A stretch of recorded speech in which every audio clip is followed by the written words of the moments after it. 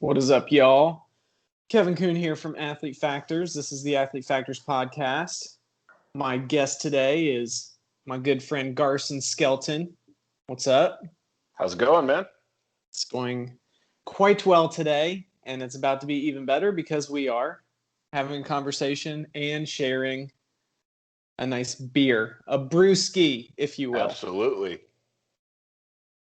So, you're a return guest, right? Yep. Glad to be back. Yes, thank you so much for joining me again. And let's not beat around the bush, okay? All right. What's up, man? What's going on? Oh, just trying to find new ways to lift and stay in shape and still enjoy life and not have to socially isolate. So kind of came up with the idea, and it's been in the back of my mind for a while. Squats and hops, and it's one of those things. It's two things that I love. I love training, love lifting, love talking to people about training and lifting, and then also I love a good craft beer. I think it's some of the things that breweries and brewers are putting out there is a lot of fun, and it's so much flavor and taste, and I enjoy them both, and I like talking about them both. So that was kind of what got it started, and honestly, COVID was kind of a big part of it, because it was kind of one of those things in the back of my mind that it's like, oh yeah, I'd like to do something with that idea, but I just need the time. And COVID happened, and wife and I started working from home, and it was kind of one of those things. Well, let's glass half full it. Let's find a way to take advantage of being at home and do some things that maybe we wouldn't do or be able to do if we didn't have this time. And that's kind of how it got started. And that was there. And then the other thing that kind of happened was I kept getting friends and stuff, and they would ask me like, hey, I want to work out, but I'm not going to my gym. All I have is a set of dumbbells and a resistance band, or I have this random collection of equipment. Like, what can I do? And that was the other thing. And it was, because even my wife has signed up and bought some, bikini boot camp beach blast kit, and it's a PDF, and it's got the printout, and this is what it is, and you figure it out on your own. And my thought was like, what if I could do something better than that? Not that those are bad, but what if I could find a way to, you tell me what you have, I'll build a good, sound training program based on the equipment you have, and we can kind of go back and forth from there and get it figured out. So it was kind of those two things, like time, and then people kept asking me about it, and like about workouts, that like, hey, what can I do? I've got a backpack full of books. What can I do? And so I just kind of started working on it. And then, like I said, I love talking about beer. So let's, find that niche, find something that sets you apart, because there's tons of honestly, there's tons of workout places, but, and it's something that you and I have talked about a bunch. It's something I do, is how can you work out, get in shape, and not feel like you have to socially isolate or punish yourself for going on a date or going out with your friends and having a beer, because we all know that person, or we've been that person where it's like, hey, we're going to lunch at such and such, and you're like, oh, I can't eat there. There's nothing for me to eat. Or hey, come to happy hour with us, and let's just have a good time and catch up. And I'm not drinking right now. I'm on a cleanse that somebody I went to high school with sold me on Facebook. So that's all I can drink. I can't have a beer. And that's the worst part about it. And that's the worst part about trying to get in shape, is there's so many things you can't do, and it doesn't have to be that way. It's you can enjoy life if you plan for it and you plan accordingly. So I guess that's kind of a long roundabout way of saying it. kind of what kind of spurred it on and got it is, it gives me an avenue to talk training and talk beer. And I think those are two things they just get better with other people. They get better with friends. Mm-hmm. An okay beer becomes a great beer if you're sharing it with friends and you're sitting at a table, or as the last 6 months or however long it's been has been over a FaceTime or a video chat, Mm-hmm. And it's the same way with working out. A training program is good, but when you're able to train with others, or you have a training buddy or somebody to lift with, it becomes better. Better. So yeah, that's kind of what got me going on this. That's awesome. So yeah, we've shared a few beers since grad school. Yes.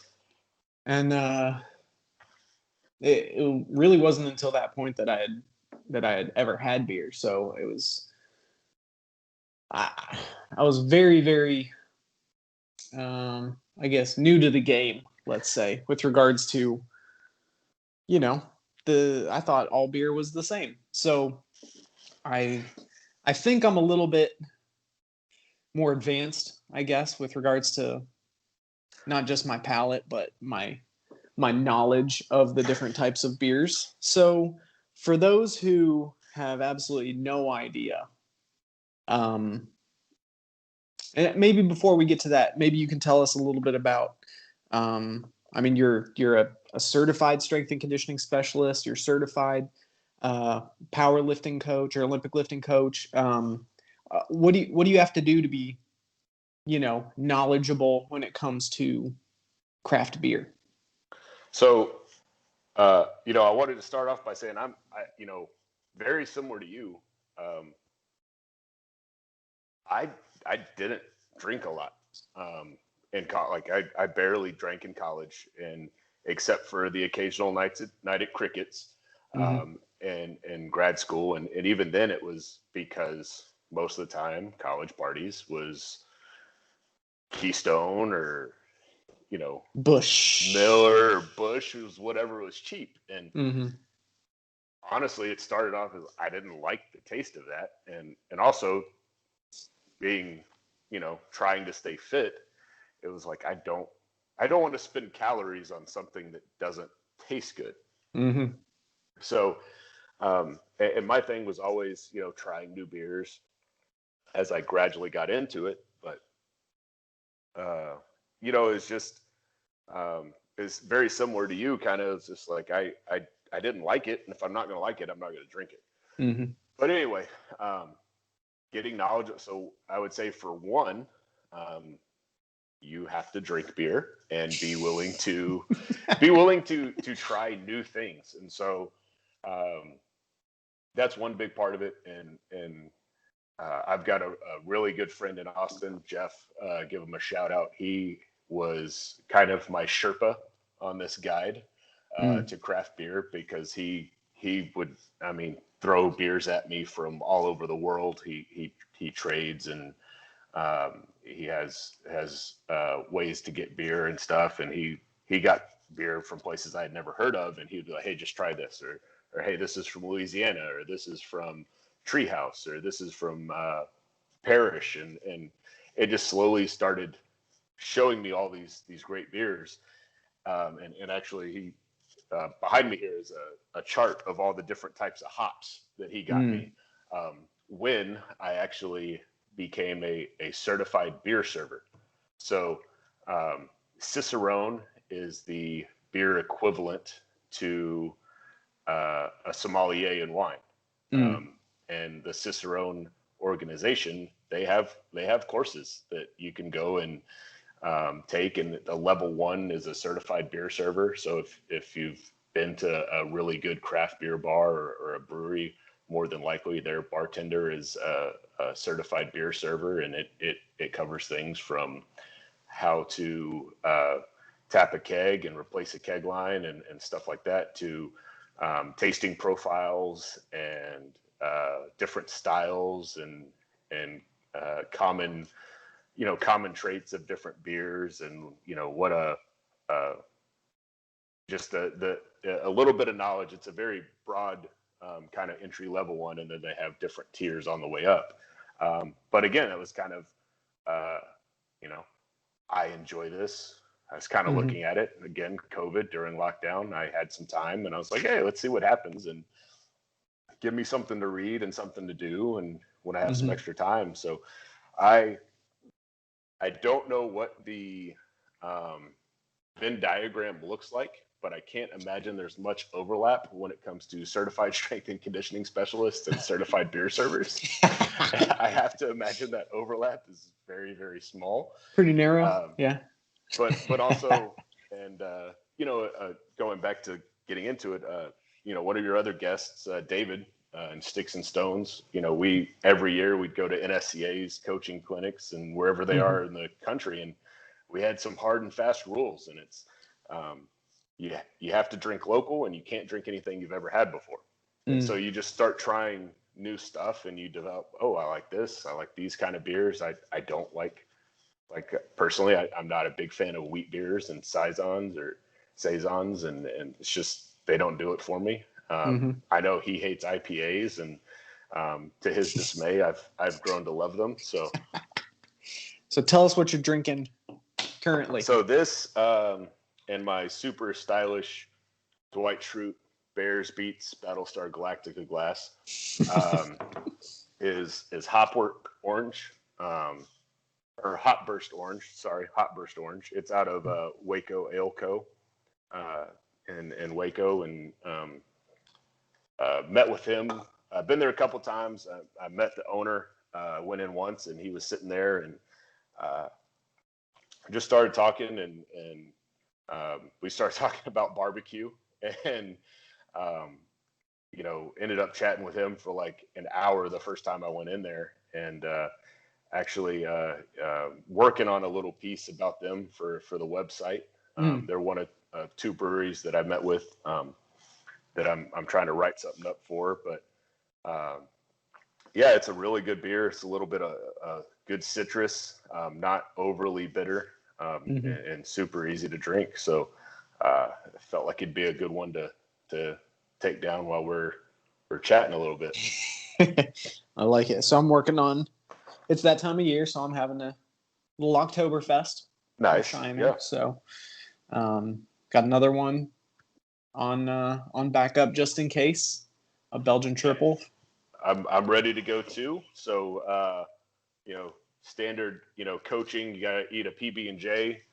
This is a peanut butter and jelly porter out of Ingenious. They're down in Houston, and I've had it before, and it straight up tastes like a peanut butter and jelly sandwich. It's great. That's incredible. But so you're gonna should have some a lot of maltiness and caramel in your Oktoberfest. Kind of bready. It's a good beer. I had one of those last night, actually. Nice. So. Yes. So I know absolutely nothing about the holiday or the time of year that is Oktoberfest. I saw a beer documentary about this American who now lives in Germany, and he is basically a journalist or a writer, and just writes about beer. And he's like, all right, I guess I have to live in Germany if I'm going to write about this stuff. That's kind of like the beer place. So, but yeah, he was, he's traveling all around during Oktoberfest and doing all these little small town festivals. And I still have no idea what it is, except a time to drink a lot of beer. But yeah.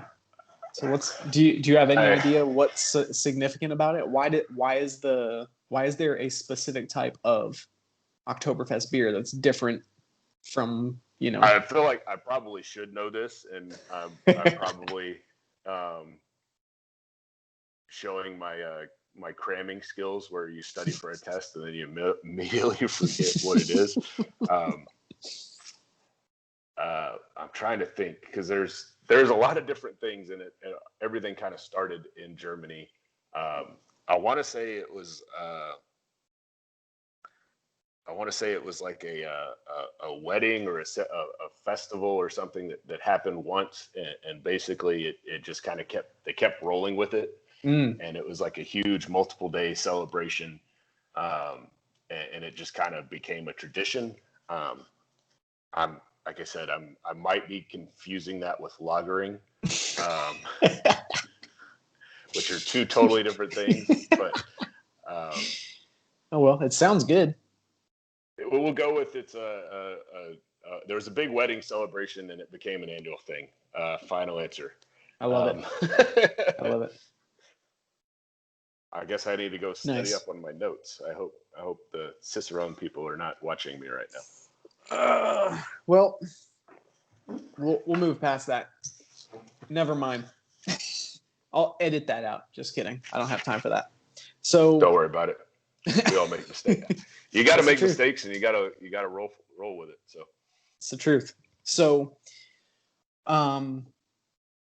this squats and hops, it's like super new for the most part. Yes, I mean, like, so new. when did it go live? Oh man, when did I go live with it? I've been working on it for a while, behind the scenes, trying to get programs ready, trying to get like writing out programs, getting things figured out. I would probably say early August was when I turned everything on. Because I had a few people helping me test stuff out, and the training, the app, helping me go through the app and make sure it's working right, and that I know how to use it. Probably back in July, but I think officially it was in August sometime. The training part of it was easy for me. Writing the programs, that was fun. It's trying to figure out how to start a website and a blog and do all the little behind the scenes things that kept tripping me up. And it's funny because Ashley and I, my wife, were both kind of getting into looking at starting a blog about the same time. And I'm doing all this research and making sure it's perfect and getting it all figured out. And then she's like, "Hey, I started a blog." What? Like, when? So just now, I already wrote a post and everything. Like, and I was just like, just now. Yeah. She's like, "Yeah, I did it." And she was like, "I think you just need to do it. It's kind of like lifting stones. Like, I feel like you take so long to get prepared to lift a stone, and you just go out and pick it up." And I was like, "Okay, well, all right." so that's what I did, and so it was just kind of one of those things. But so I use the website I've got the website, and it's a blog, and I'm working on pushing information out and slowly but surely talking about it. I think my last blog post was just about macronutrients, and what they are, and I'm going to kind of step through different things. So my followers right now, and depending on when people watch this, they're probably like, he hadn't talked about how to drink beer and stay in shape yet. It's coming. But I'm trying to build up to that. I don't want to, I feel like that's step 7. And if you don't understand where we're starting and what we're looking at, what macronutrients are, and your book has been a huge resource, and I even gave you a shout out and stole a line from you in my post. But it's funny because I was like, I've read your book, and I'm like, I don't want to just copy it, but it's so like it's the thing though, it's so your book is so research driven, and it's just, that's the science of it. And I had some old textbooks out, and I was reading, and I was like, I don't want to put this, but it's right. Like, this is what it is. Like, there's no way around it. This is what macronutrients do. This is what protein is. This is what fat does for you. This is what carbs is. And it's just like, God, I hope he doesn't read this and just be like, oh man, he's just he's just reusing my book, but it's science, and you can't change science. So that kind of stuff is coming. And then the workouts, which I'm real excited about. I'm working with Train Heroic. I decided to use them. There's a lot of great platforms for pushing workouts in if for online and virtual coaching. And but that was something, like I said earlier, I wanted to do because a lot of people don't feel comfortable working out in gyms. And then, the home gym is becoming super popular, and concrete plates and wooden racks are available. So there's no excuse not to have a full set of whatever you need. But, how can I get this information to people? So, and I thought Train Heroic, there were some other really good ones. But and one of them was, I thought it was awesome. It was fully customizable and it could do so many things. But I'll be honest, I wanted simple and easy. And Train Heroic had some of the work done for me. So that's one reason why I went with them. But I offer, it's a bunch of different things. I have some pre-made plans. So it'd be say, hey, will you write me a workout? And here's a 4-week program for you to go and do. Very minimal interaction on my part. If you have questions and stuff, I'll be glad, I'll help people out with them. But it's pretty much like, hey, I know what I'm doing. I'm just looking for a little change of pace. I don't want to think about it. So I've got some different programs for there. So I've got one, if you hadn't worked out in forever, you're looking to get back on it. That's my cider program. Cider, nice and easy going. I've got a lager, which my lager program is an upper lower split, because that's, my thought was, hey, everybody loves lager. Lager's super popular. Upper body, lower body splits, super popular. Pretty popular. And they work, Yeah. And I made one for Jeremy Reed. So that's my Irish car bomb, because he trained. He's John Wick, John Wick Jr. With the guns, man. Guns and jiu-jitsu, man. So that's it. The thought process for that one was like, I know he wants to get strong, but he needs to keep up his ability to be explosive, and then he has training days. So where his primary focus needs to be technique work, whether it's for him, it's jiu-jitsu and 3-gun training. And so it's like 2 days of heavy strength training, 2 days of it's like a 15-20 minute little circuit. But hey, this is conditioning. Do your skill work, then condition, and the other day is kind of a blend. And it's funny because like as I'm starting to tiptoe into the Highland Games world. And I was like, dude, this program that I made for Jeremy is perfect for me, because it's 3 days of lifting and then 2 days where I can go out and focus on the technique of throwing. And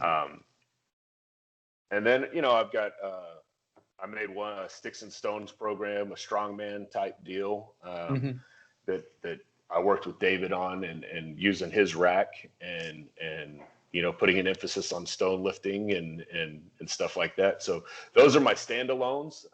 And then I have two new teams, which is it's a monthly subscription, but it's ongoing. So every week every month I'm putting out new stuff. So rotating tap is every 3 weeks. I put in a new style of lift. So this week it's this 3 week block is it's like a total body, and then a upper body total body day, and then a full body push, full body pull day.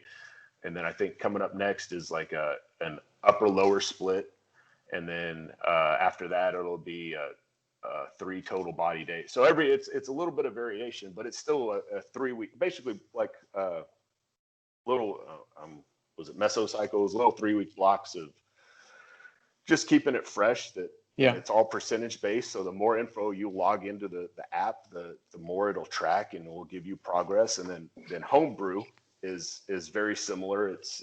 But it's at home, minimal equipment. At most I ask is that you have a set of dumbbells. And even if you don't, the great thing that I love about the Train Heroic app is you can message me and say, hey, like, this exercise hurts. Can I change this? Or I don't have this. What can I do? Mm-hmm. And there's way to substitute the exercises. So if you don't have a set of dumbbells to do overhead press, you can substitute it in and say, hey, all right, do pike push-ups. Or one of my guys that lifts is on the home the home workout program. I have pike push-ups, but he's super in shape, and he subs them out every day for handstand push-ups. And that's what I love about it is it's not rigid and locked in stone, and it gives me that ability to coach and work with people just like if I was in person. And the team thing is fun because it's open and it's group training, so you get that community and you can kind of talk with people and encourage them, and eventually, if there's ways to throw up leaderboards and make competitions and stuff, and and that's what you want is ways to push yourself. And like I said, it's about training with people, and love or hate CrossFit. That's a whole different thing. But one of the best things they did is they found a way to bring people together and get them to encourage each other and train together and be competitive and but also encouraging, and it's and that's kind of what I want out of these teams is like, hey, I did this and it was great, and I it's fun to encourage people, and if you're friendly with people, it's fun to talk crap a little bit and give people a hard time and show off you're doing your handstand push-ups and double unders, and I trip just looking at a jump rope. So yeah, dude, that's so awesome that you have variety. You've got something for everyone. Like, you don't have to enjoy beer to want to participate or to get tons of benefit out of any of your programs. No, you don't, and it's funny because you say that, and one of the first people, and she's one of my former athletes, and she loved working out with me, and she trained with me for a while. And I told her about this, and she's like, well, I don't drink. And I'm like, well, that's fine. And yeah, you don't have to. You don't have to. And it's a catchy niche thing for me that it's a beer, but honestly, a lot of times the beer is not always a beer. It doesn't have to be a beer. For me, more times than not during the week, my beer is a scoop of ice cream or a Reese's Big Cup. It could be a cupcake, or it could be anything. It doesn't have to be a beer. The principles are still the same. It's enjoying training and enjoying life and that kind of thing. And it doesn't have to be a beer. It's just, I'll be honest, it's catchy, and it's what I'm going to focus on most of the time, because working out beer and barbecue and ice cream wasn't as catchy as squats and hops. Yeah. But it's like, I'm not drinking a beer every day. I like talking about them, but I might have a beer twice a week with dinner. And if I go out with friends, well, not lately, but occasionally on the weekends. Most of the time though, it's hey, let's make this really good dish that we just saw, and that's my beer for the day. But it doesn't have to be beer. Yeah. So I think that's a really important thing for people watching or listening to understand, is like, this whole concept is not just like a gimmick for you to be able to talk about lifting and talk about beer. It's about incorporating things that you thoroughly enjoy in life and making it fit your lifestyle without it negatively affecting whatever aesthetic, body composition, sport performance, or strength goals you have. Right. So it's all related to this idea of quote unquote flexible dieting, or if it fits your macros. It's just for a lot of people who maybe don't always understand what those concepts are, what that means. Like, this is what it looks like in real life. If you like that post that I did last week about the perfect. cookie. Yeah.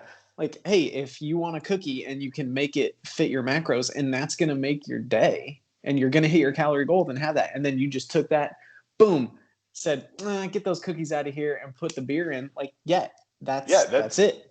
That's it. And it's the Little Debbie lifting team. Dan McKim, he's hilarious. But he started the Little Debbie lifting team, and his tagline is, work hard, snack hard. It's the same concept.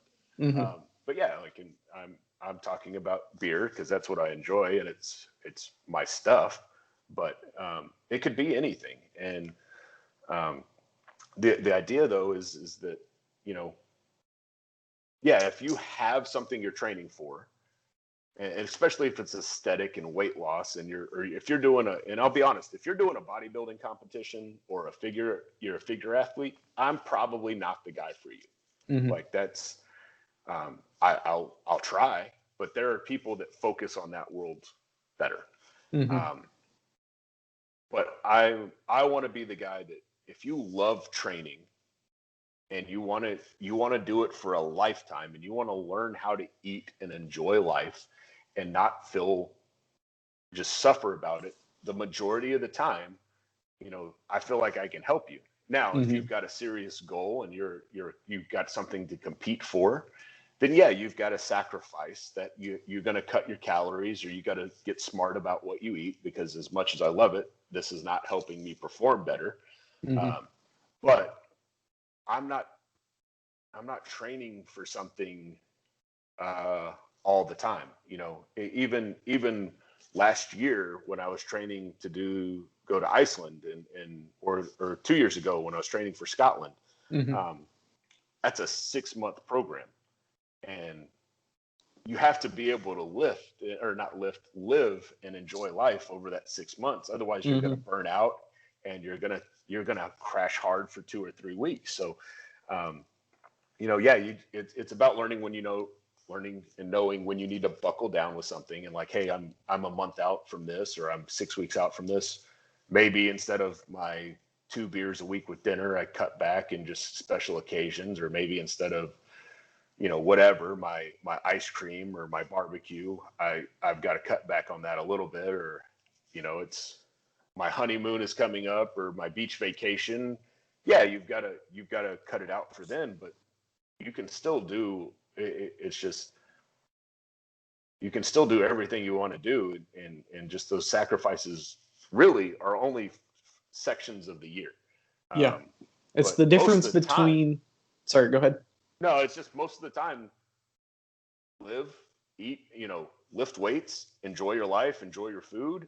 And then when it comes down to it, buckle down when you need to. Yeah. If you're always ready and you're always there, you don't have to crash diet as hard, So yeah, sorry. Didn't mean to interrupt. Yeah. No, you're good. I was just going to say that's like the difference between some give and take and all or nothing.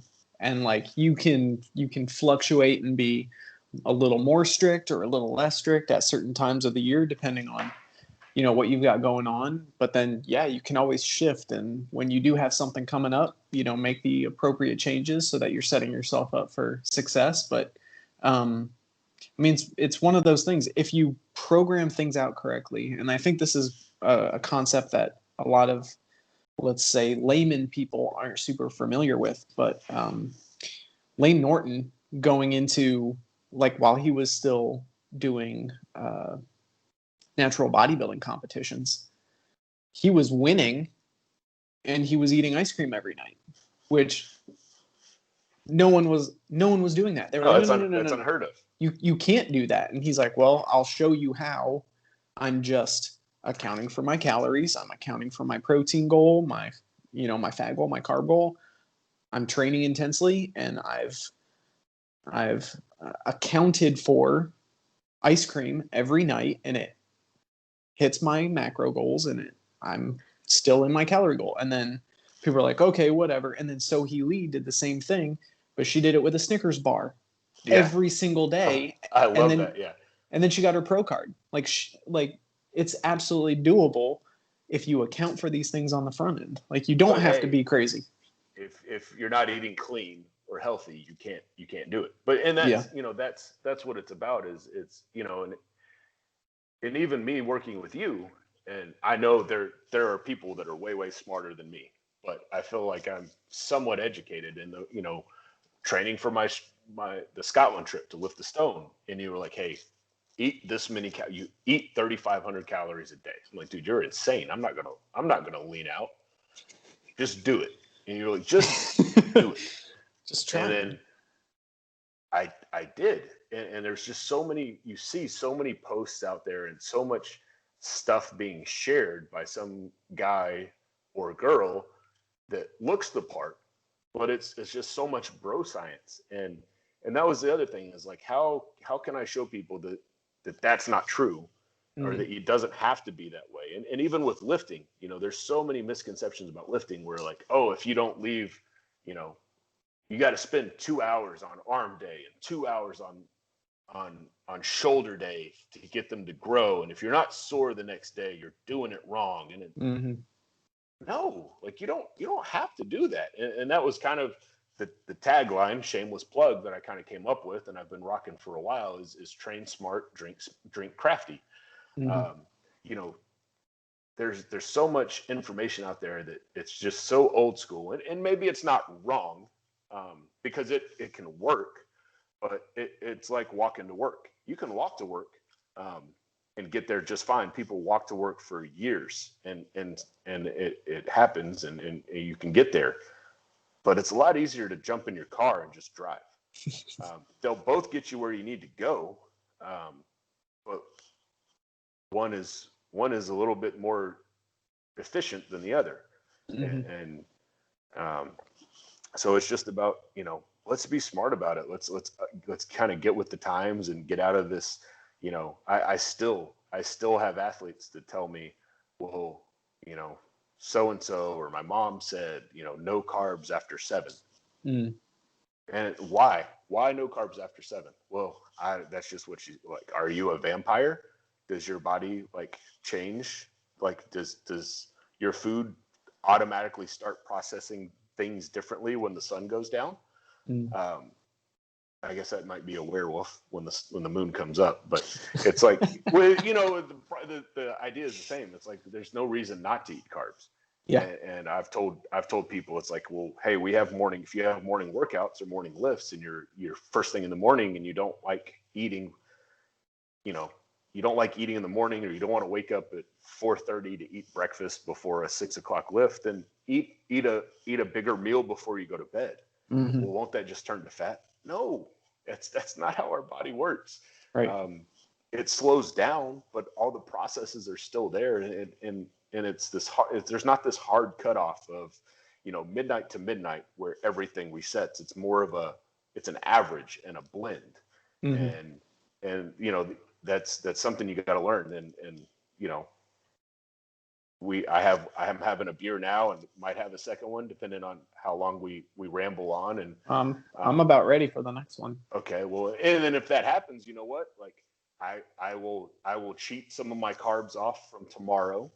I'll kind of I'll save 20 carbs from tomorrow and 20 carbs from the next day. I'll just kind of shave those off, and I'll balance out over time. It's not this hard reset rule that so many people are ingrained into believing. There's a give and take, but it's got to be this way, and it doesn't. Yeah, I think so. You mentioned some shameless plugs earlier, so I'm gonna go ahead and do one of my own. So like the whole idea of the self-reliant diet is it's this analogy to a budget, right? Your financial budget. Yep. Like if you're gonna spend a little extra today, that means in order to hit your budget for the week, you've got to spend a little less tomorrow and spend a little less the next day. And guess what?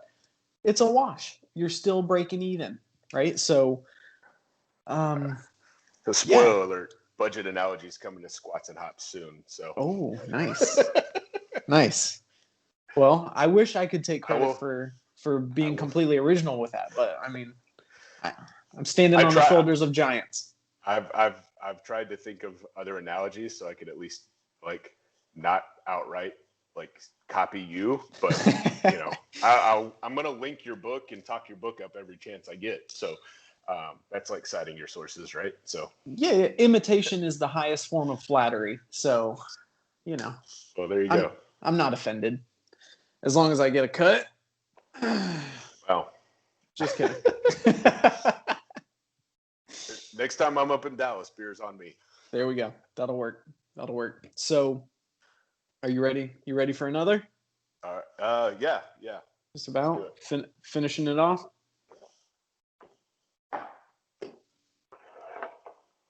So, oh man. So here's something that I haven't really talked about with anybody yet. Uh-oh. I feel privileged. Yeah. I've mentioned it to a few people, but I'm looking for your professional opinion here. So I've got a triple. I don't know if y'all can see that. Oh, that's Belgium triple. New Belgium. There you go. So this is the peanut butter versus jelly by Ingenious out of Houston, and I love this place. It's Ashley's favorite place because when we went, they do like crazy flavors, and she said, you know, this is the first time that you've handed me a beer that said like, hey, this is supposed to taste like this, and it actually tasted like this.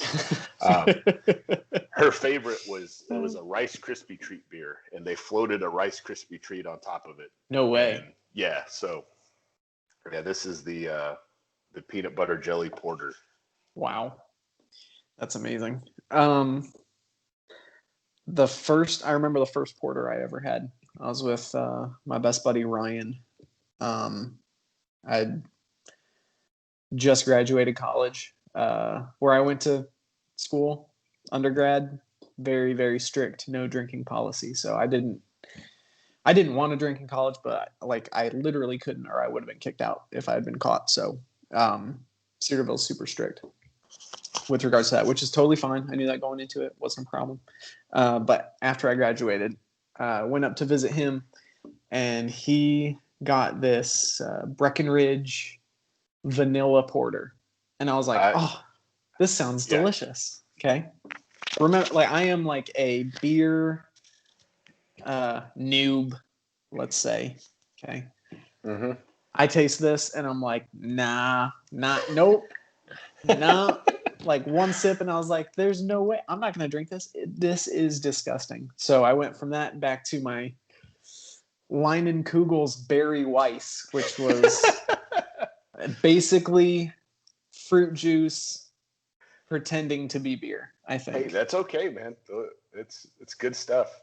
So, but that left literally a bad taste in my mouth, and I have never gone back to it. But I should probably revisit the. You have to. The vanilla porter. I'm surprised that's where you went, because I've had that beer and I thought it was good, but I've liked the darker stuff. Like it was Guinness was like, and it's not technically craft, but you know, I loved Guinness. That was my drink of choice in college. And I always I still do like stouts and darker stuff, but yeah, I've always that was what got me into it, is like, oh, I would much rather drink this, which has so much flavor, than a Coors Light. I don't care what color the Rockies are on the can. It just, there's not that much flavor in it. Yes. So yeah, it was Guinness for a while. And then Wersteiner Dunkel was another one. And then my latest, not latest, but the one that I love now is Innocent Gun. And it's a Scottish beer. And that's my desert island beer. If you told me I could only drink one beer for the rest of my life, it's Innocent Gun Original. It's and they finally started shipping to Texas. So if you're HEB or Specs, be on the lookout for it. It's really, really good. All right, I'll write that down. I gotta give that a try. So So what I'm looking for your professional advice on here is about a month ago, right after my 34th birthday, which was 16th of August, same as Madonna's, same as Lawrence of Arabia's, same as Kathy Lee Gifford and her husband's. Some esteemed company there, man. Yeah. We're legit. It's that's what they say about your birthday being the same. They're like, my birthday's the same as Kevin Coon's. Yeah. So. Awesome, amazing author. You should check out his work. Anyway, I'd always wanted to do this thing called a beer mile. And a beer mile is something I couldn't do while in college, which is when most people do that. It's like runners, typically, milers especially, if you're going to do it, that's probably the best time to do it. So I did not, obviously. And so about a month ago, I decided I want to do a beer mile. So a beer mile is you drink 12 ounces of beer that is at least 5% alcohol, and then you run a quarter mile. Ooh, okay. And then you drink another 12 ounces of beer, and then you run a quarter mile, and then you drink 12 ounces of beer, and you run a quarter mile, and then you drink 12 ounces of beer, and then you run a quarter mile. So, man. Yes. So, I didn't train for it. I'm not, but I was excited to do it. And I was like, hoping that I'd get a little help. Someone would want to do it with me. Unfortunately, that wasn't the case, but I had a nice group of people, a few of my clients who helped plan it for me and allowed me to, celebrate my birthday with this beer mile. So yeah, so we found a nice place to do it. And my beer options, which my initial instinct was to go with the what was it? St. Pauli Girl. Okay, yeah. And then, but that was in bottles, and you can't open beer until you finish your quarter mile, to do the next one. So I was like, I'm not gonna go with the bottle. I'll go with the can. And I forgot what the can was. It was a I don't know. It was a little darker. It was a little heavier. But I was like, it's a can. It's not a big deal. You're just chugging it. It doesn't matter how it tastes anyway. So things that you learn after doing this, right? So I want to do everything above board, right? So you can submit your time. There's like a international registry where you can submit your beer mile time. As long as you follow the criteria where it has to be over 5%. You can't drink it out of a cup. It either has to be out of a can or a bottle. There's a couple other things. One of the things is if you don't keep it all down, then you have to do a penalty lap. Ooh, okay. And it doesn't matter how many times you lose your beer, let's say. You only have to do one penalty lap. So anyway, we start out and I'm going. I feel great. Like during the run, the first probably 100 meters of that 400-meter loop,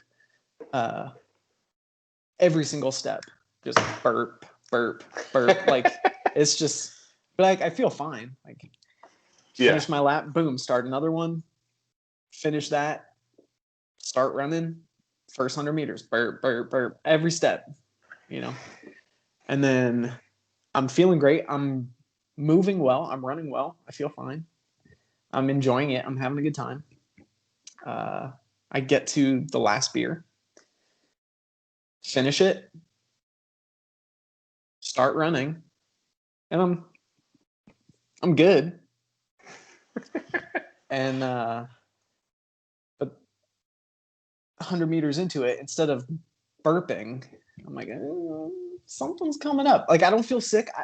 It's just that much volume. 4 beers in less than 8 minutes. Because like I was moving. Like I'm I'm in pretty good running shape right now. So I was moving decently well on those laps.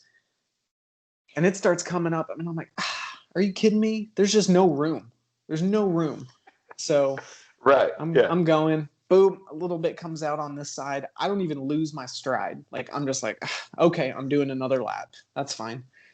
Take another couple more steps. Oh, here goes a little bit more on this side. Whatever, that's fine. I finish. My friends, like, none of them saw it. They didn't even see me, lose that beer. But I was like, as I run past them, I'm like, I'm doing a penalty lap.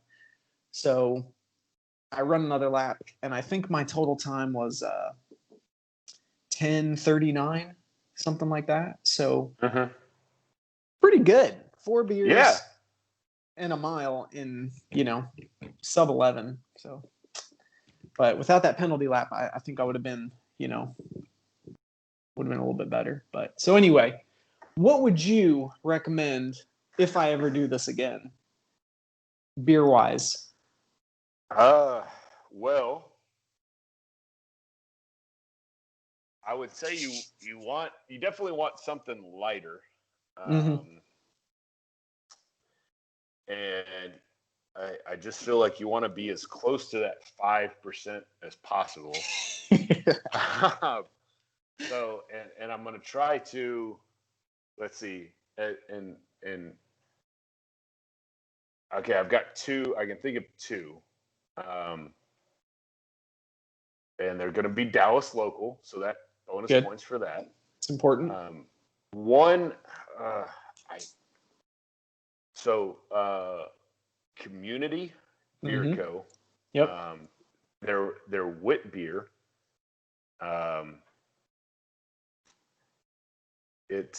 It should be pretty good. I think. I can check real quick. 5.2. Okay, 5.2%. Perfect. Not bitter. Available year round. It's going to be light. It's a Belgian style white ale. Ooh, maybe I'm wrong with this suggestion, but won't know till I try. Yeah, I'm not a huge fan of wheat beers. Wheat beers in general aren't my thing, but they are typically lighter. The other one, and this is that I was thinking of, is it might not technically be craft beer anymore. I can't remember. I remember hearing that they got bought out or sold or something, but maybe I'm wrong. But the Deep Ellum Dallas Blonde. That's a good one. Right about 5%. Let me look. 5.2. So you're good. Perfect. Be easy to drink. Yeah. I would probably say one of those 2 because it's as close to 5% as possible. It's Dallas, it's local, so it's craft beer. You're hitting all the check marks. I would probably say one of those. Alrighty. Well, I'll keep that in mind. I think next time I do it, in order to prevent the penalty lap, I'm going to do a little training beforehand, maybe a couple weeks out. But here's the thing. I'm not sure I'm going to want to do like beers every time that I practice. So because I think it's way more related to the volume than it is to like the alcohol content. So I think it's more carbonation and volume than anything else. And I don't know. Carbonation is a big thing. That would probably be more trial and error as far as what beers are heavily carbonated and not. But first of all, 4 beers while running. It's a lot, 4 beers in 10 minutes is rough. It's a lot. Yeah. You should practice with like I'm thinking soda water. Yes. Topo Chico or something. Yes. Just replicate the volume and some carbonation. I think that's going to be the best way to go. And unless you can find, I might have to do some looking. Unless you can find a beer that's like, I can do a non-alcoholic beer. Super low carbonated. Oh, I can do that too. Yeah. Like a friend of mine told me then in just outside of Austin, there's a place, and I think it was actually a stout, but it was like minimal carbonation. Mm. And it was, I can't remember the name of it, but it was like very low carbonation, and it was how it was supposed to be made, and something like that. That specific beer was a stout, so you don't want any part of that. But Nope. But I don't know too many light beers that are not like on the like highly carbonated side. Yeah. What's crazy is, I mean, because you're consuming that all in a very narrow time window, like it basically is all metabolized at the same time, and it hits really hard. Like 10 minutes after I finished, my buddy was like, "Dude, you're acting a little goofy," and I was like, "I feel great. I just I'm feeling a little goofy. Like I wasn't drunk. It's 4 beers in 10 minutes. I mean, yeah. I mean, so, but yeah, I went home. I didn't drive, obviously. Went home, took a nap, woke up, ate some food. I did it relatively early in the morning. It was like 8 a.m. And I felt great the rest of the day. I felt fantastic. Like, no headache, no hangover. Like, it was amazing. So, not gonna make it a weekly ritual or anything, but I think if you do it right, you're probably gonna be. Personally, I'd struggle more with the running a mile than I would drinking the 4 beers. But that's just spending 2 years being in a calorie surplus and trying to pick up immensely heavy objects. But that's been one of the things, the best things is, trying to practice what you preach. And so I started I got really big into like slowly cutting my calories and tracking and eating, either drinking a beer or usually having ice cream every day. Mm-hmm. But I'm down, I think, almost 15 pounds and 4 inches. Wow. Since March, since spring break, whenever that was. It feels like it was a year ago, but I spent 2 years, basically. It was like I did the Scotland stones, the Inver stone and the Dalwhinnie stone. So I got into a calorie surplus then, and then David calls me up and is like, "Hey, like, let's go to Iceland and try the Husafell." And it's like, damn it, man. Like, I can't say no. I can't say no. And then it's like, all right, well, time to keep eating. Mm-hmm. So, and then, the psychological part where it sets in, it's like, I'm not strong enough. I gotta eat more. So part of it was, I had weight to lose. But, a lot of people think, and it's been over the course of, at this point, what are we looking at, like 4 months, 5 months, and 15 pounds in 4 months is not anything that, Shape Magazine or Men's Health is going to put on their cover. Mm-hmm. But it's been, you got to eat ice cream and drink beer the entire time. Yeah. When my coworkers are like, "Hey, let's go to this greasy burger joint for lunch," it's like, okay, let's go. Mm-hmm.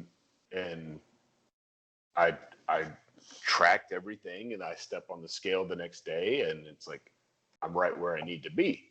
Mm-hmm. And I'm losing right at 0.8 pounds per week, which is, I'm happy with that. Now, very sustainable. The last couple of weeks have not been good for me. Kind of trending back up, but I'm still down. And it's like, okay, it's just as long as I refocus and every year I do Squattober. So Squattober is coming up, and I'll probably bump my protein up for that. And I know it'll happen, but it's just like, it's not great. And, people can talk all they want about losing 6 pounds in 3 weeks or 2 weeks, but in 12 weeks, they've got the weight back.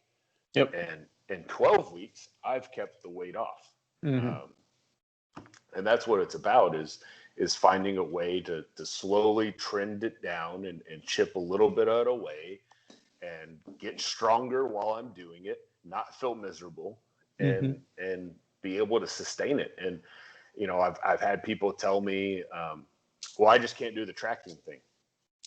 And it's just so much work. And it's like, well, I would rather track calories on my phone than have to cut out entire food groups. Or tell people I can't do that, or I can't go there, or sit at a table with friends while they eat food or drink a beer, and I'm just sitting there twiddling my thumbs, because it's not on my my diet or my eating plan. And no matter what, you're gonna have to work. I would rather just track my calories and go at it from there. Yeah, I think it looks perhaps a little daunting at the beginning, and getting into a habit can be difficult sometimes, but I think a lot of times people are just they're looking for an excuse. And I don't track all the time. Right now I'm not doing a whole lot of tracking, but I still prioritize protein at every meal. I know how many grams of protein I get before 6 a.m. because it's the same every day. I wake up. If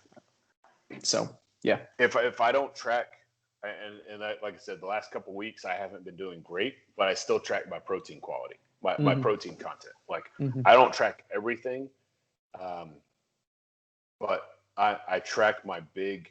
I at least put in hey, I had about this much chicken, and you get good at it. It's like anything else. It takes time, and there's shortcuts, and it's and the purest of calorie trackers might hate this, but it's if I eat chicken, I track all chicken the same. I don't change the way I track chicken. I don't have a different recipe, or I don't create different stuff. It's just oh, this is chicken and vegetables, and I don't track all my vegetables. If I was doing a bodybuilding show, I would account for my carbs, every single thing. But I'm not doing that. I'm not trying to.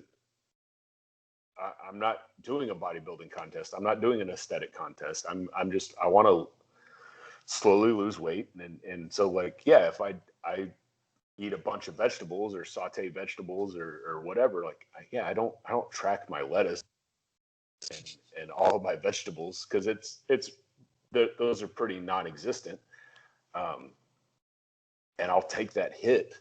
But my big things that are easy to track, and I've even told you, I'm not 100% accurate. I probably shoot for 85% accuracy on my stuff.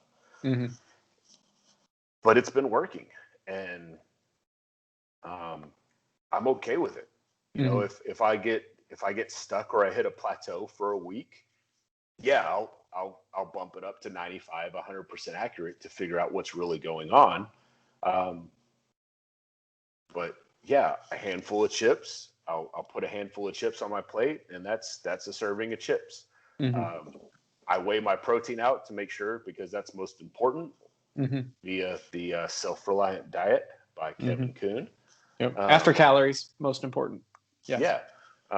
So I make sure I get my calories, I make sure I get my protein, and then the other stuff I kind of let be. And even tracking alcohol. I don't, there's some really good sites, and I found one the other day. I have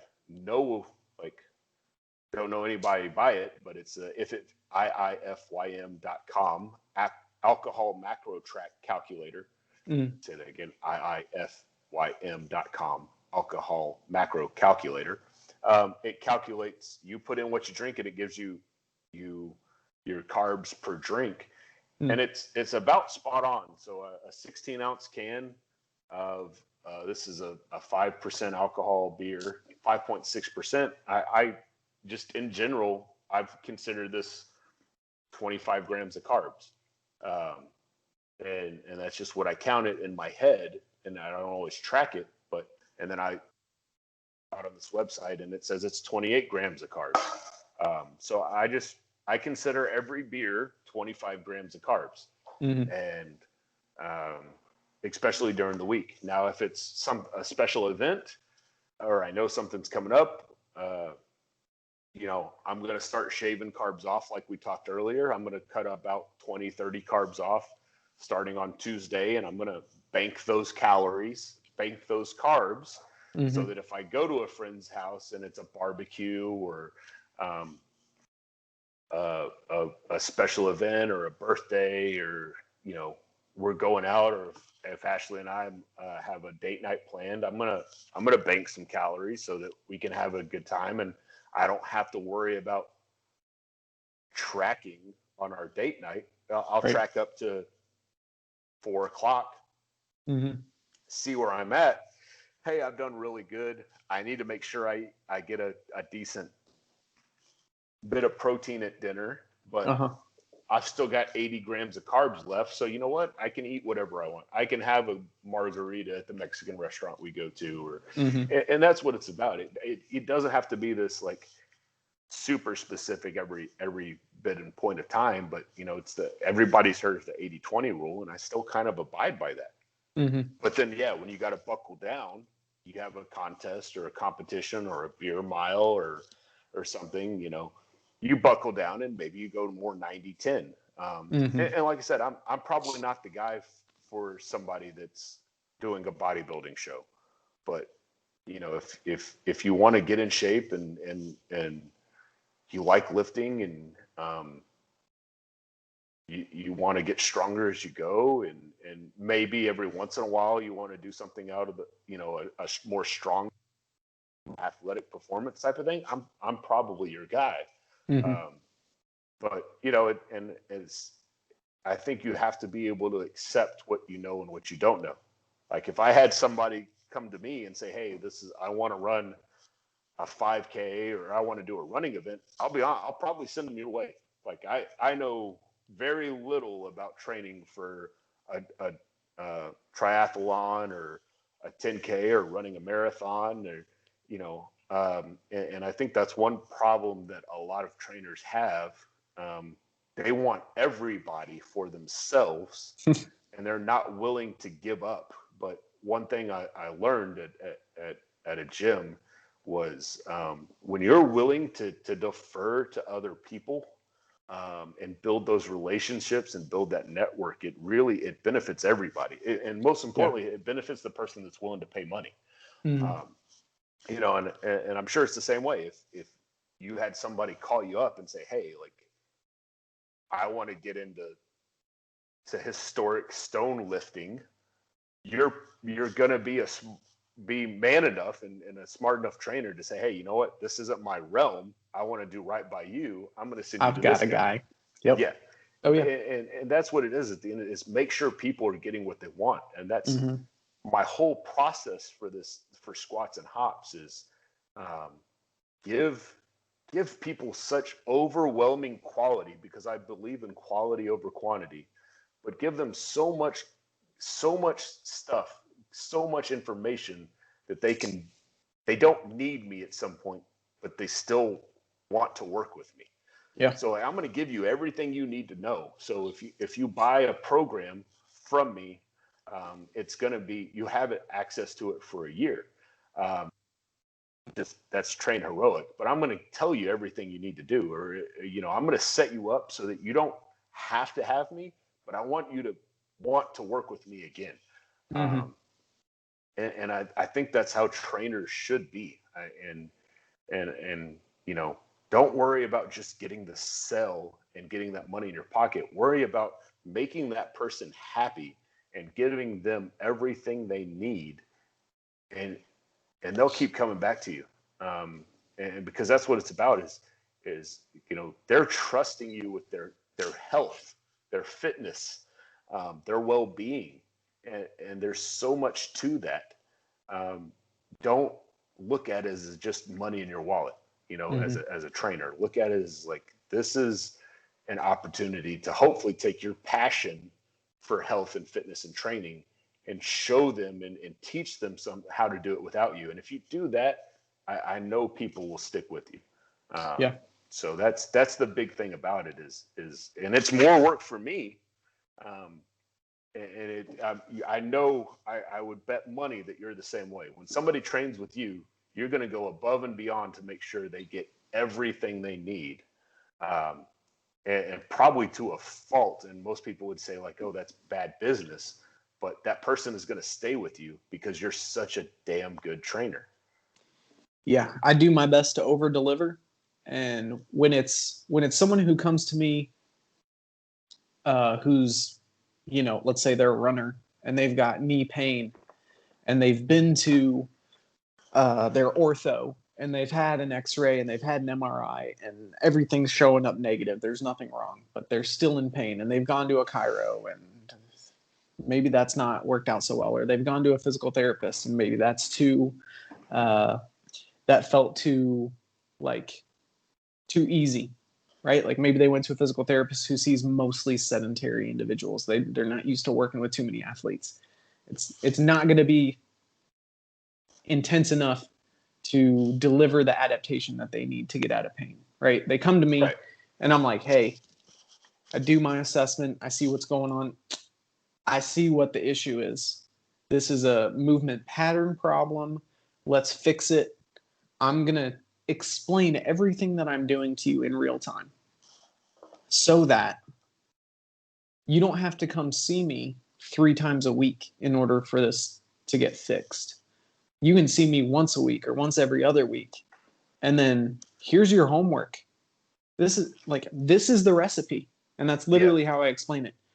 Boom. This is what you're going to do first. This is what's tight and overly facilitated. This is what's loose and inhibited. We've got to release what's tight. We've got to stretch that out. Then we've got to activate what's loose. And then we've got to retrain those so that they're working together. Here's exactly how you do that. You're going to roll this. You're going to stretch this. You're going to do this exercise. Boom, boom, boom. You're going to do this many times a week, this many rounds. I'll check in with you in a couple days. I'm trying to put myself out of work. And I know if I do that and I actually can deliver on that, then I may miss out on having them in my office for six weeks or 6 months, right? I only see them 3 or 4 times instead of seeing them, a few times every week for 6 weeks, because I'm trying to hold on to them. I'm trying to squeeze as much money out of them as I can. If I do that, they'll never come see me again. They're not going to trust me. But if I put myself out of a job, they're going to refer every single person they know who ever has any sort of movement issue. They're going to refer them to me. So in the end, I think it's way, way better to, like you said, build that trust. Because then they're going to refer. They're going to be like, hey, I know a guy. You got to go see him. And that's kind of where I'm at in my business now. I don't do a ton of marketing. It's I see on average 2 to 3 new people every week, and it's all word of mouth. It's all referrals. Can you still hear me? Okay, my earphones just died. So no, you're good. Okay. You're good. I can hear you. That's one of the things. So one of the people I'm training now, I trained, at this point, probably 10 years ago. She was in high school. I was personal training out in Katy. She has since gone to Baylor, graduated, and is in dental school. And when I made a post about squats and hops, she was like, absolutely, I'm down. And I like to think it was because I did such a good job years ago working with her, and she's awesome. And it's one of those things that, if I didn't, if I didn't do a good job at one point, you're not going to get that business. And it's like you said, it might be six weeks. I haven't been doing the personal training or the online training in years, so I just started it. But it was like, yes, I'm ready to go. And I've had people that I've worked with in the past, and just, oh, you're doing this as a business now. Like, I'm in. Let me know. What can I do?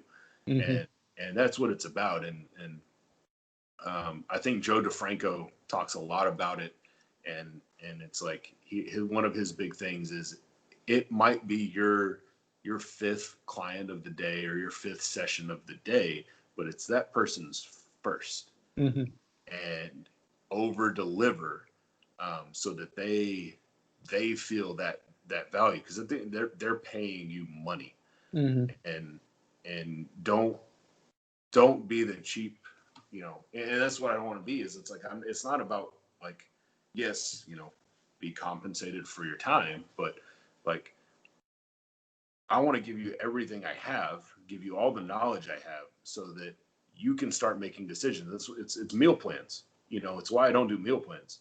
I hate meal plans. I have so many athletes. Hey, coach, can you write me a meal plan? Or, hey, can you just tell me what to eat? It's like, no, I can't, because I've done meal plans before. I've tried them personally, and it's like, yeah, it's okay. It says at 9:00 I'm supposed to eat this.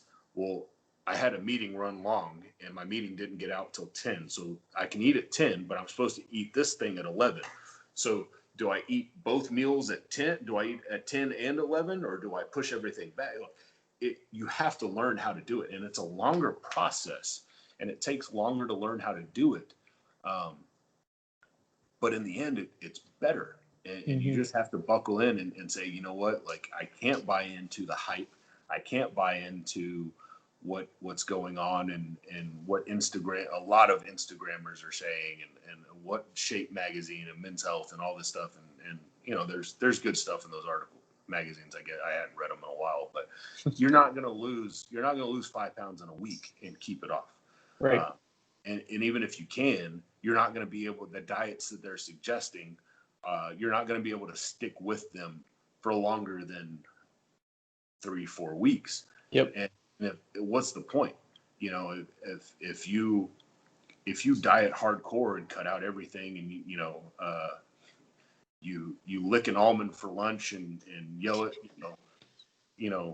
sniff an orange for dinner, like, how long are you really going to be able to do that? And even if you do, and say you can keep that up, what is your training going to be like?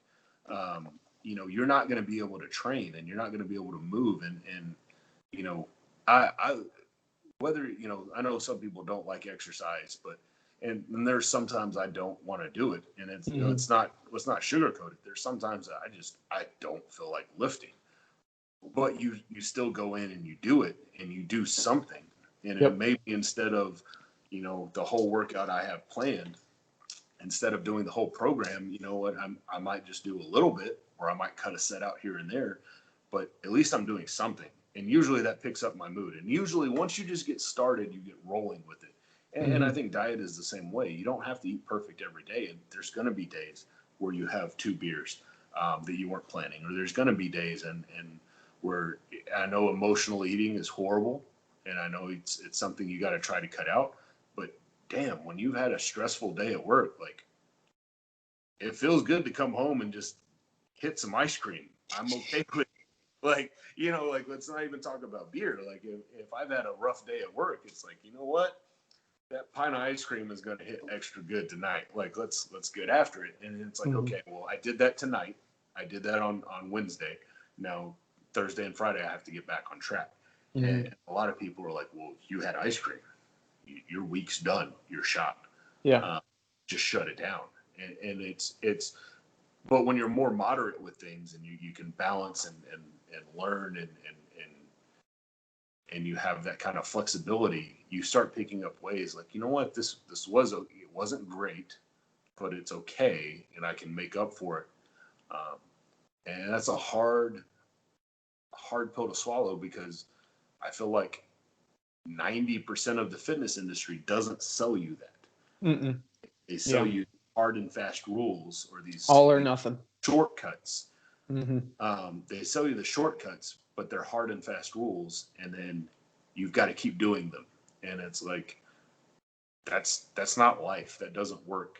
So, yeah. Yeah, man. It's that moderation and it's consistency over time. Like, probably the most useful things that I learned from our statistics class was the practical application of validity and reliability. Like, it's really good if you are valid in that. Like, validity refers to like how accurate a test is. Right. Is like the test that you're running, does it actually measure what you think it's measuring? Right? So if you're 100% on your diet, then your diet is valid, and that's awesome. Right. But when you're looking at things in 6-week chunks or 12-week chunks, when you're stepping back and looking at things from a little bit further away, what's more important is that reliability. So it's good to be valid and reliable, but it's better to be reliable. And so, like, when you were talking earlier about, I don't even track my vegetables. I track all, chicken the same. Like, that's all going to average out. And you're going to know, like, I've been doing this exact same thing for 3 weeks, and I'm seeing these numbers change either on the scale or the way my clothes fit or whatever, how I'm feeling. I need to make some changes. And so you're going to make progress just by being consistent, just by being reliable. Right. Like, this is an analogy that I'm sure some people aren't going to either appreciate or understand, but like when you're zeroing in a firearm, or even like a bow, a hunting bow, or an archery bow. What's most important initially is your grouping, your reliability. And then when you have a grouping of, 3 or 4 bullets or arrows, then you move the average of that group towards the X, the crosshairs. And that's how you zero in, a rifle, let's say a hunting rifle. It's the same way with your diet. Like, get consistent, get reliable, and then you can move that reliability towards validity, towards 100% accuracy. But you don't have to be 100%. You just have to be reliable. Track your reliability over time. You're going to make progress. Yeah, and it doesn't have to be, you're not going to start there either.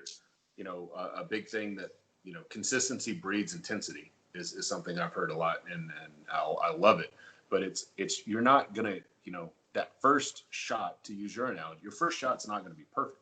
And it's going to take time to zero in. And it's, I think the analogy I kind of used is it's like being a sculptor, and you start with this big block, and you have to chip away a little bit, and then you start zeroing in, and then you chip away a little bit more, and you start zeroing in, and you start chipping. You're not going to get to this point of your, whether it's we're talking training max or nutritional macros and calories and diet. You're not going to get to this point right away. Like, even if you're you just straight up max out in lifting, you're still not going to get to that point because there's so many variables. You're still working on chipping it away. If you're a novice, you might max out, but you're still going to be way out here. Because a true max is so hard to get. Because is that competition? Did you sleep well? Did you diet? What was your diet? Did you sleep? There's so many variables, and that's, I'm a big fan of APRE training and really like seeing, the progression go, because, hey, I had a bad day. I had a bad day. So I had a bad lift. I can't hit 80% on back squat today, because you know what? I stayed up late. I had something to work on. I was stressed out. I didn't sleep good. So I just can't do that. But I'm going to do something, or as opposed to, hey, I had a great day. I ate perfectly. let's take advantage of it and let's push that. But it's all about staying within that zone, and just over time you start narrowing it down, and it might not ever be perfect, but as long as you stay in that zone, you're going to see results. Mm-hmm. And if something gets out of whack or feels out of whack, then you know what? Hey, maybe I do need to track everything a little bit better this week. But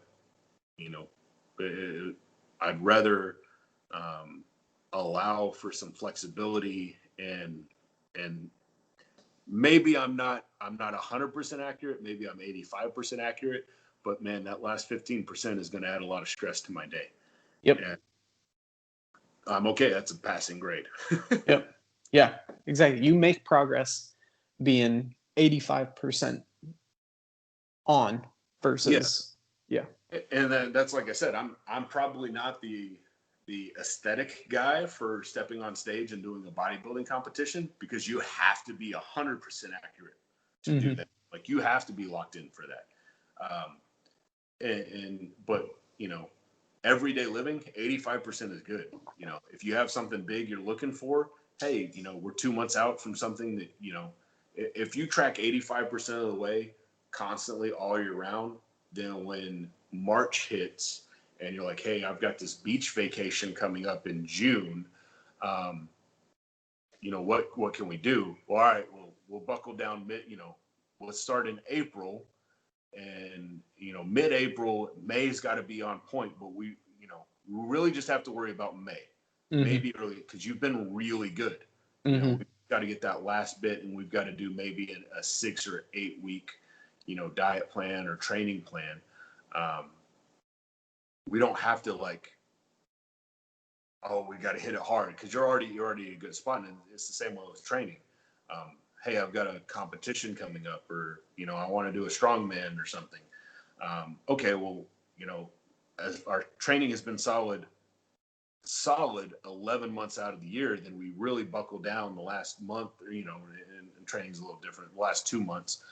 Then we can really amp it up and get it fixed. Or you got a 5K or a triathlete, and I'm probably referring those guys to you, unless it's even if it's on a whim, like, hey, talk to him for triathlete stuff, like triathlon stuff. That's not my realm. But hey, if you just want to get stronger, you want to feel good about yourself, you want to enjoy life. I saw a hashtag the other day, memories over macros, and I loved it. There's no reason to, and it's funny. I read it, and Ashley and I were having a date night, and we were going to have pizza, and this new pizza and beer place that opened up, and it was like the perfect timing, because it's like, I'd rather have this memory of going to a new restaurant and having a great date night with her than being locked in and focused, well, I can't eat that because I only have 17 grams of fat left.